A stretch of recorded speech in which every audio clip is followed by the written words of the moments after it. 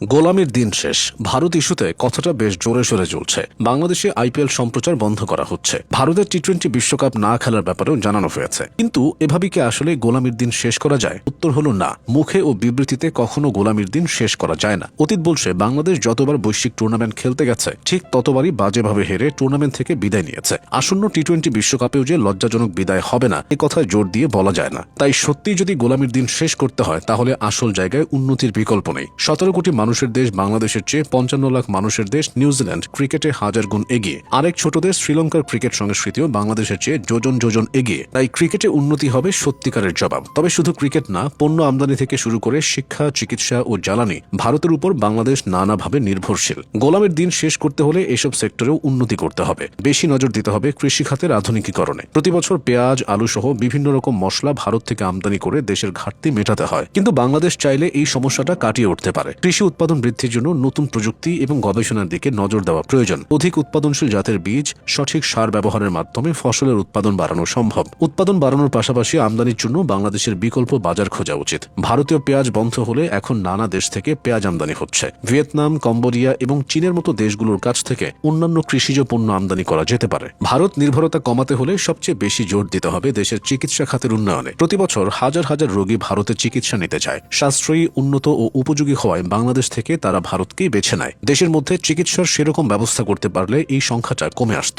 বাংলাদেশের স্বাস্থ্য খাতে উন্নতির জন্য প্রয়োজনীয় হল স্থানীয়ভাবে চিকিৎসা সরঞ্জাম ও সুযোগ সুবিধা বৃদ্ধি। সরকারি ও বেসরকারি প্রতিষ্ঠানগুলোকে গবেষণায় বিনিয়োগ করতে হবে যাতে দেশীয় চিকিৎসা উন্নয়ন কার্যক্রম বৃদ্ধি পায়। চিকিৎসার জন্য ভারতের পাশাপাশি বিকল্প দেশ খোঁজাও একটা সমাধান হতে পারে। বর্তমানে ভারত তাদের ভিসা একেবারেই সীমিত করে ফেলছে। এই সুযোগটা কাজে লাগাতে চাইছে চীন সহ অন্যান্য দেশ। চীনেও চিকিৎসা ব্যবস্থা উন্নত ও সাশ্রয়ী। এছাড়া চিকিৎসার জন্য বাংলাদেশিদের ভারত যাত্রায় ভাগ বসাতে পারে মালয়েশিয়া, থাইল্যান্ডের মতো দেশগুলো। ভারত নির্ভরতা কমাতে হলে জ্বালানি খাতেও নজর দিতে হবে। হাসিনার দীর্ঘ আমলে বিদ্যুৎ ও জ্বালানি খাতে যে ভারত নির্ভরতা তৈরি হয়েছে সেটা বাংলাদেশের জন্য ছিল জনস্বার্থ বিরোধী। এদিকে ভারতীয় কোম্পানি ওএনজিসি অগভীর সমুদ্র ব্লকে 10 বছর ধরে কাজ করছে। নিউক্লিয়ার প্রকল্পেও ভারত যুক্ত রয়েছে। এছাড়া রামপাল বিদ্যুৎ কেন্দ্র ও রিলায়েন্স এলএনজি ভিত্তিক মেঘনাঘাট বিদ্যুৎ কেন্দ্রে রয়েছে ভারতীয় কোম্পানি এনটিপিসি ও রিলায়েন্সের বিনিয়োগ। এসব নির্ভরতা কমাতে চাইলে জ্বালানি খাতেও বিপুল উন্নতির প্রয়োজন রয়েছে। জ্বালানি উৎপাদনে স্বয়ংসম্পূর্ণতা অর্জন করতে পারলে দেশীয় শিল্পের বিকাশ এবং বৈদেশিক জ্বালানির উপর নির্ভরতা কমানো সম্ভব। এ খাতে ভারত নির্ভরতা কমাতে হলে মধ্যপ্রাচ্যের দিকেও নজর রাখতে হবে, যা বিকল্প হাতে থাকে। ভারত নির্ভরতা কমাতে হলে তথ্য প্রযুক্তি তথা আইটি সেক্টরের ব্যাপক উন্নয়ন দরকার। বর্তমান বিশ্বে তথ্য প্রযুক্তি খাত একটি দ্রুত বর্ধনশীল খাত।